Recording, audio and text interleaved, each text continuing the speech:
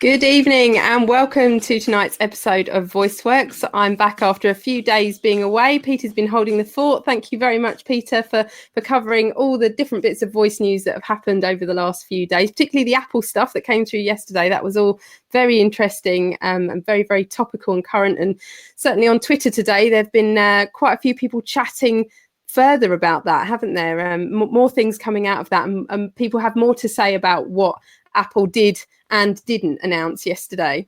Absolutely, some really interesting stuff. If you didn't catch our take on it, then scroll down, because a little bit further down below this here live feed, there was my presentation from yesterday talking about the different elements of voice. Particularly interested, as I mentioned yesterday, the third thing I mentioned, I think it was, about how Apple will be, frankly, finding every single word that you say in these kind of utterances in various audios, whether it be flash briefings or podcasts or live video, and will be working out what it is you say. So they've got an archive, and if they've got an archive, they can sell you more stuff.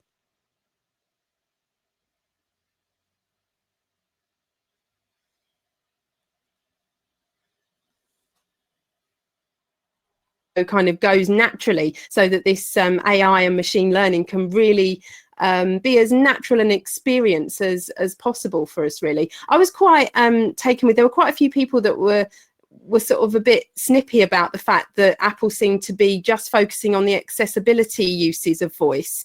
And certainly I saw a YouTube video today that really brought it home to me. I don't know if you've seen it, Peter, but it's the guy who's in a wheelchair and is basically ordering around his computer and his laptop, ordering stuff on the screen. It brings up numbers. He's able to select photos, choose music, and that's clearly something he wouldn't be able to do using touch, using a mouse or whatever. It looked to me like he was kind of paralyzed from the neck down. So when you think about voice and its uses, kind of that's opened up a whole new world for someone like that guy. And I actually think that the accessibility point of it is actually very, very interesting and just vital. I think that it has to be more research done, and there has to be an element of it that is used in that way. How do you kind of think about that?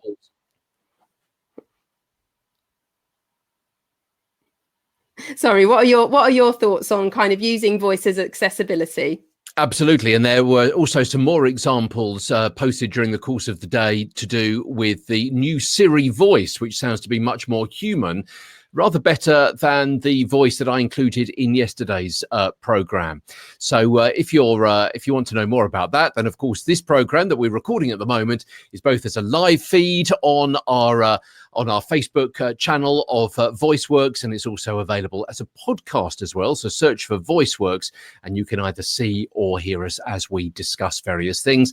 And I know Suze will post the link on our Facebook channel to the video that she was just mentioning a little bit later on. So you'll be able to click through and watch that for yourself. So what have we got lined up for today's show, Suze? Yeah, so tonight we're going to be speaking about an article that cropped up on entrepreneur.com, which is all about voice versus touch, and whether or not voice is going to mean that we're not tapping away on our screens quite so much. I mean, certainly this is something that I can see being a double-edged sword. Reading further down and looking at UX design, a lot of people are kind of saying that the future is voice plus a screen, and then there's some kind of really die-hard voice techers who say no, voice to voice, that's really where the future lies. Peter, where do you kind of lie on that one?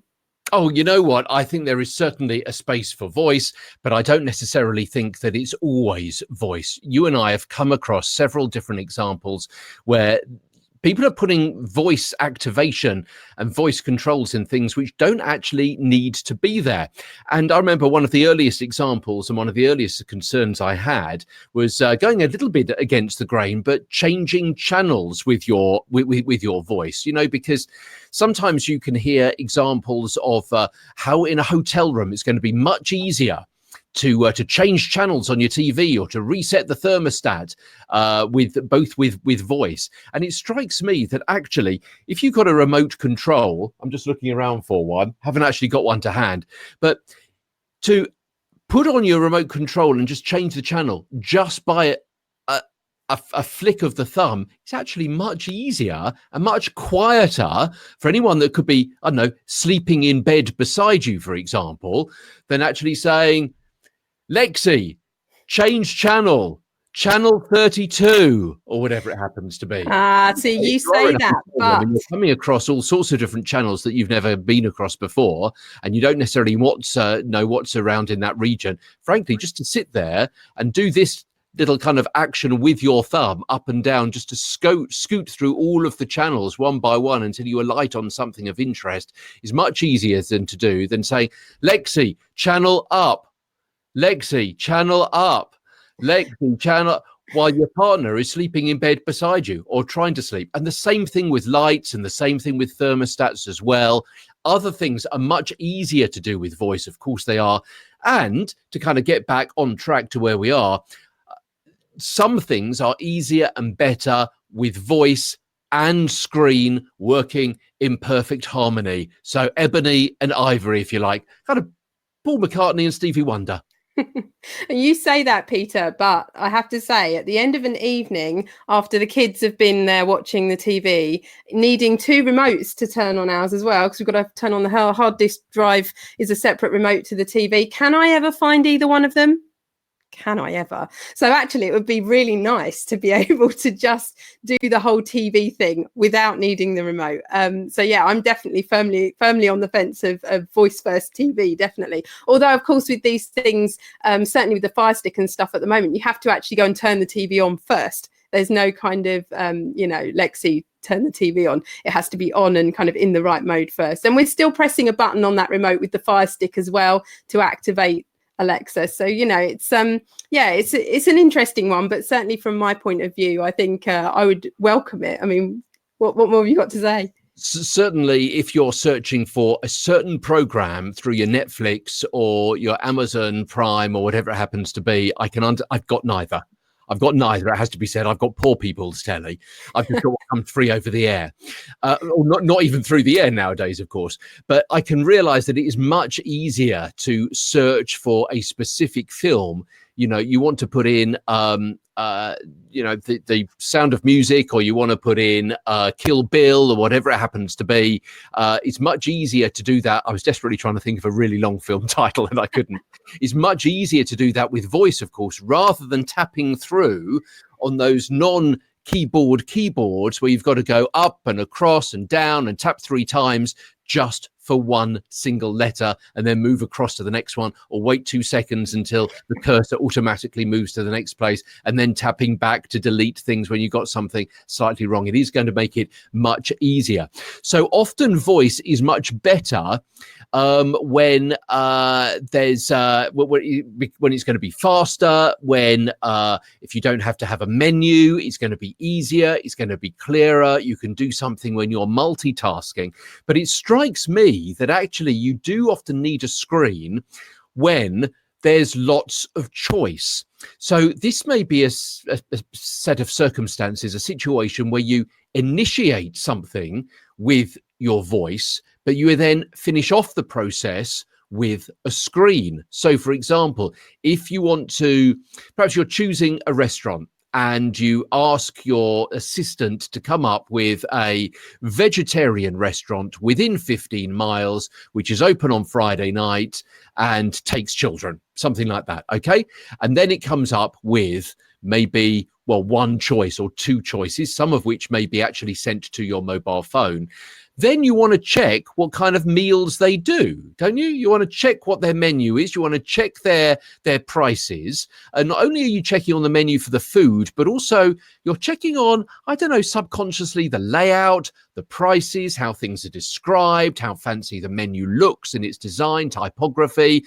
Let's put it this way. If it's a menu with pictures of the food, you're probably not going to be going there, are you? If it's a hot date, for example, you want something perhaps a little bit upper class than that. So in those circumstances, you actually want to be able to scroll through. Sometimes you need pictures. If you're choosing a new outfit, whether it be a shirt or a blouse or a skirt or something like that, yes, you can ask for something in a certain size from a certain manufacturer at a certain price, but then surely you want to scroll through, even if you're narrowing it down by voice to yellow, for example, you want to scroll through and actually see what kinds of yellows. And if you're perhaps having more of a perhaps floral design, which is essentially what you can ask for by voice, you want to scroll through and see the different kinds of floral design, see how wacky, see how outlandish or how exciting or effervescent that particular design is. So sometimes you need a lot of choice, and that's when pictures come in. Sometimes when you need pictures, that's when you need a screen. And ironically also, perhaps when you don't have much time, using voice can be a great time saver, but also using a screen can be a great time saver as well. Just imagine Lexi or Google explaining to you and reading through every single item on a menu. It would be driving you absolutely bananas, wouldn't it? Whether or not bananas are actually on the menu. You actually just want to scroll down with your eyes and see, okay, so they've got 2 or 3 different steaks, a couple of different chicken dishes, a couple of veggie options, right? That looks good to me, looks quite good. I'll go for that. Thanks very much indeed. So voice can be a time saver, screen can be a time saver as well. I think you're right. And I think with voice commerce, certainly, as you say, when you're choosing something and you're putting your money there, you definitely want to know what you're buying. So I do think that is a point at which you're going to want to be able to see on the screen what's going on. And certainly, as you say, I think there are things that you can do that are just voice, the whole kind of setting an alarm, the smart home type things are, very, very easy voice to voice transactions, if you like. But certainly there is this period, this kind of element of stuff where you just can use the screen as well, and that makes it no less of a voice experience either. If you're starting that off with voice, then it's voice first, and if you're continuing it is still a voice user experience. So I think there's definitely more work to be done looking at them both. This article seems to kind of say that that there is room for both, and that really voice is a way of enhancing using the screen. I'd probably go one step further than that, really. I think it's better than can you get better than enhancing? Who knows? But that's a real kind of pinnacle of it, isn't it? I mean, certainly, have you got Lexi there with you on your end over there? I've actually got it here. So I've got this lady here, and this lady, if I can pull out, I've got this lady here as well. Right. Okay. I want us to try something. Okay. So I'm going to try and find out what the weather's going to be like in Paris tomorrow, and I'm going to do it on my phone, which I have the ancient iPhone 5 right here. Okay, right. And I'm going to count the taps. iOS, is it? Oh. So hang on, let me. I've got to search for the weather app first. So there you go. 1, 2, 3. So that's 7, 8. Okay, so that was.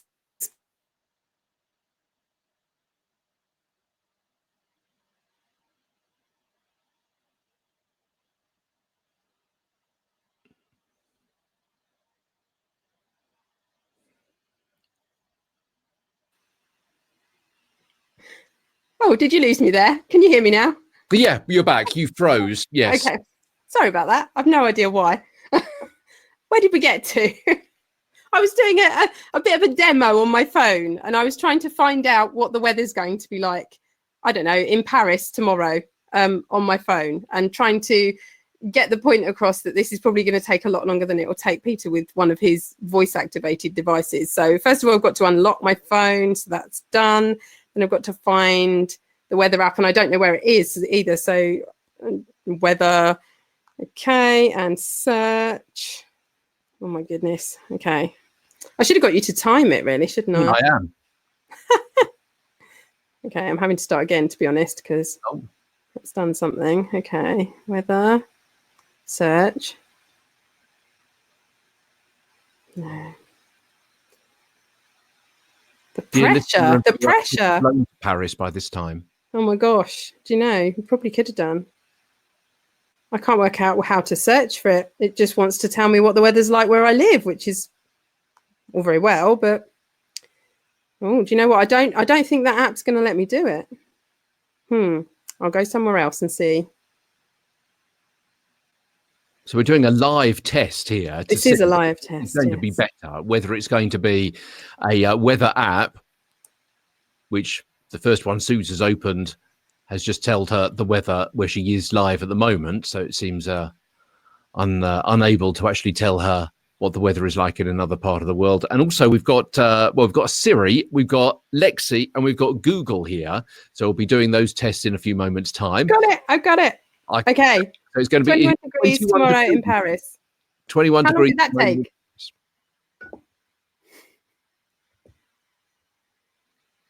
Yep. So it reckons that tomorrow it's actually going to be 15 degrees. There you go. Finally found the answer. That was a bit of a long process, I have to say. Longer than even I thought it was going to be. Did you time it? Well, it was a bit difficult to know when you'd started one app and when you'd started another, to be fair. But let's see how long it takes me to find out what the weather is in Paris tomorrow on both of these units that I have in front of me. Hi, Alexa. What's the weather in Paris tomorrow? Tomorrow in Paris, France, you can expect rainy weather with a high of 15 degrees and a low of 10 degrees. Okay, we'll try. Do you want to try Siri as well, Suze, in a few moments' time on your phone? Yeah, we can do, yeah. Hi, Google. Hi, Google. You know what? I think when I moved it, I pulled the plug. Unplugged it. So you try Siri. Yep. What's the weather going to be like in Paris tomorrow? Don't forget your raincoat if you're going to Paris, France. There you go. It says 19 degrees. I think I've got a different result from each one, but okay. Okay. So now let's try. Hi, Google. What's the weather in Paris tomorrow? Tomorrow in Paris, it'll be raining with a high of 15 and a low of 11. Okay, now let's try this. Let's try this little test. Okay, yeah. I don't know whether this is going to work at all, but it won't work on your app. I know that for a certain fact. Alexa, what was the weather in Paris yesterday? I only have weather information for the next 10 days. Ooh, dicey. Hi, Google. What was the weather in Paris yesterday?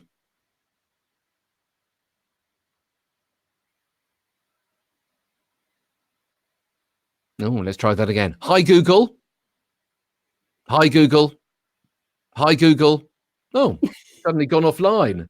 She doesn't like me. I'll try Siri while you're sorting. What was the weather like in Paris yesterday? Sorry, Suze. I can't give the weather for dates in the past. There we go. So sorry, can't give dates for the weather in the past. So Siri's not going to be much help there either. Now, I'm not sure if Peter, have you managed to get Google back online? No, it's not working. Oh, coming on, but she doesn't seem to be able to. It's a bit like me sometimes. The lights are on, but no one's in. Let's try one last time. Hi, Google. I'll shout, hello. No, it's not working. She's gone to sleep, and who can blame her? Well, I think we can safely say that certainly the voice transactions were quicker than me tapping away on my phone. I think I didn't need a screen particularly to see what the weather was. I could have just heard it, so it would have been a perfect voice-to-voice action, really. I don't know. They all gave different answers, though, didn't they? So I guess it's the accuracy then that you're kind of seeking for in each device as to which one's kind of telling you the truth. Although none of them were wildly different, I suppose. So, so yes, that was my demo anyway. So. I think for this evening, that's kind of us finished for tonight. But I will be back tomorrow. I believe Peter's off and away for a few days, but I'll be holding the fort. Don't forget to follow me on Twitter at Big Tent Social, where I'm sharing stuff about voice technology. And also, don't forget to sign up for your ticket for our introduction to voice technology. This is happening at Amazon on Tuesday, the 16th of July. Me and Peter will be there doing our thing live, explaining introduction to voice technology all the different sorts of smart speakers that you can think of. So all the same kind of devices that we've been using this evening. So Google Assistant, Alexa, Siri, and we will be going from the ground up. So if voice tech is something that you've heard about, but you're not too sure whether or not it's something that you could use in your business or for your brand, then do come along and find out more about it. You do need to sign up, but it is free. So Peter, where can we find you over on Twitter? So on Twitter, I'm at Tweeter Stewart, TWEERSTEWART. So Suze will be holding the fort for the next several days because I'm off on, holiday really, but it's to a conference. But it's such a fantastic conference that it's pretty much a holiday as well, all to do with mobile phones, mobile video, content creation on cell phones, that kind of thing. So I shall be back at the beginning of next week. Until then, bye-bye from me. Excellent. And thank you so much for your comments this evening. Thanks for watching and for dropping by. Do drop by again throughout the rest of the week when we'll be going live and speaking more about voice tech. Good evening.